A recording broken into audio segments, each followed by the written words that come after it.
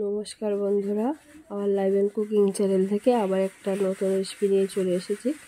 আজকে আলু দিয়ে রুই মাছের কালিয়া হবে। দেখো, প্রথমে কড়াটা বসিয়ে দিয়েছি মাছগুলো ভেজে রাখার জন্য। প্রথমে আমি মাছগুলোকে নুন আর হলুদ দিয়ে মেখে রেখেছিলাম। এটা আমাদের পুকুরের মাছ। দেখো, আমি মাছগুলোকে ভেজে নেব। মাছগুলোকে উল্টে দিচ্ছি।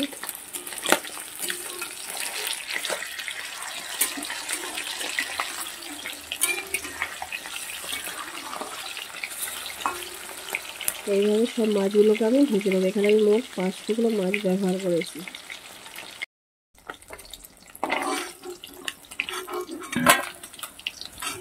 মাছগুলোকে তুলে দিচ্ছি।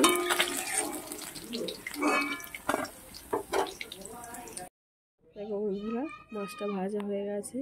বন্ধুরা, এখানে একটা আলু নিয়েছি, আলুটাকে লম্বা লম্বা কেটে নিয়েছি, সেটাকে ভেজে নেব। একটু লাল লাল করে ভেজে নিতে হবে। দেখো, আলুটা আমার লাল লাল করে ভাজা হয়ে গেছে, তুলে নেব। এবার যা তেল আছে ওই তেলে আমি রান্নাটা করব। দেখো বন্ধুরা, একটা পেঁয়াজ একদম কুচি কুচি করে রেখেছিলাম, সেটাকে আমি নিয়ে দিচ্ছি। আপনারা বেটেও দিতে পারেন।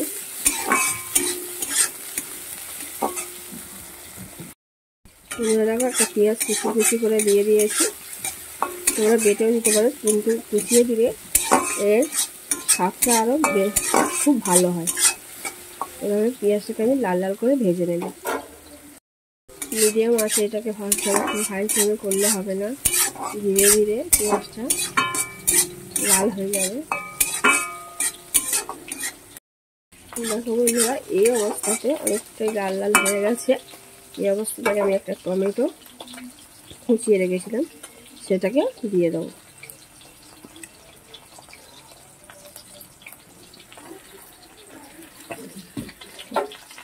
টমেটোটা দিয়ে কীভাবে টমেটো খুব ভালো করে ভেজে দেবো, যাতে টমেটোগুলো গলে যায়। সামান্য এখানে লবণ দিয়ে দেবো। তোমরা জানো যে লবণ দিলে টমেটোটা খুব তাড়াতাড়ি গলে যায়।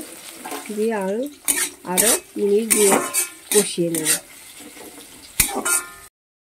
বন্ধুরা দেখো, পেঁয়াজ আর টমেটোটা ভালো করে কষানো হয়ে গেছে। এবার আদা রসুনের পেস্ট ছিল 1 চামচ, আমি দিয়ে দিচ্ছি।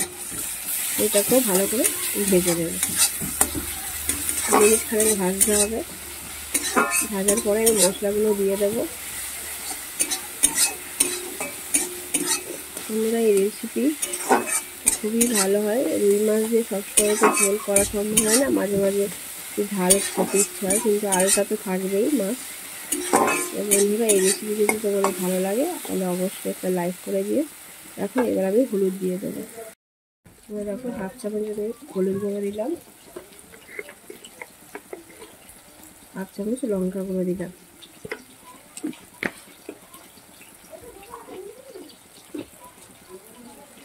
ভালোভাবে কষিয়ে নেব, যাতে গ্রেভিটা আরও সুন্দর হয়। সেজন্য একটু মিনিট খানেক ভালো করে কষাতে হবে। এই কষানোর সময় অবশ্যই একটু জল দেবে, যাতে মশলাটা পুড়ে নেওয়া যায়। খুবই সামান্য জল দিয়ে ভালো করে কষাতে হবে। দেখো বন্ধুরা, এখানে মশলাটা কষানো হয়ে গেছে। এবার ভেজে রাখা আলুগুলোকে আমি এবার দিয়ে দিচ্ছি এর মধ্যে। এই আলুগুলোকে ওই মশলার সঙ্গে ভালো করে কষিয়ে নেব। মিনিট 2 কষাতে হবে, তারপরে জল দিয়ে দেবো।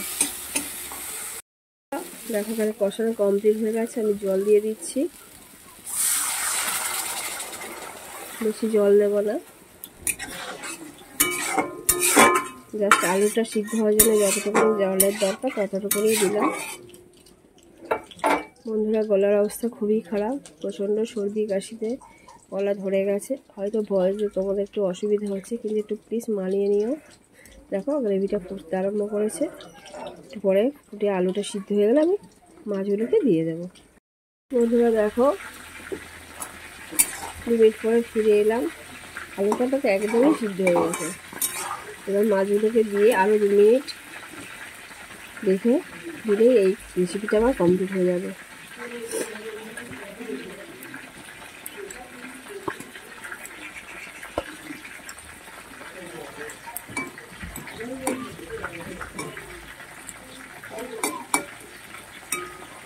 আবারও বলছি বন্ধুরা, আমার এই রেসিপি যদি তোমাদের ভালো লেগে থাকে তাহলে অবশ্যই একটা লাইক করে দিও, কমেন্ট করে জানিও কেমন হয়েছে। আর যদি আরও ভালো লেগে থাকে তাহলে শেয়ার করে দিও বন্ধুবান্ধব আত্মীয়স্বজনদের সঙ্গে। আর সর্বোপরি নতুন বন্ধু যারা আছে, যদি এই রেসিপি ভালো লেগে থাকে সাবস্ক্রাইব করে আমার পাশে থেকে, যাতে আমার চ্যানেলটা এগিয়ে যায়। দেখো বন্ধুরা, এখানটায় আলু দিয়ে রুই মাছের কালিয়া হয়ে গেছে। বন্ধুরা, আজকের এই পর্যন্ত। আবার একটা নতুন রেসিপি নিয়ে তোমাদের সামনে চলে আসবো। ততক্ষণ ভালো থেকো, সুস্থ থেকো। ধন্যবাদ। এবার অফ করে দিচ্ছি।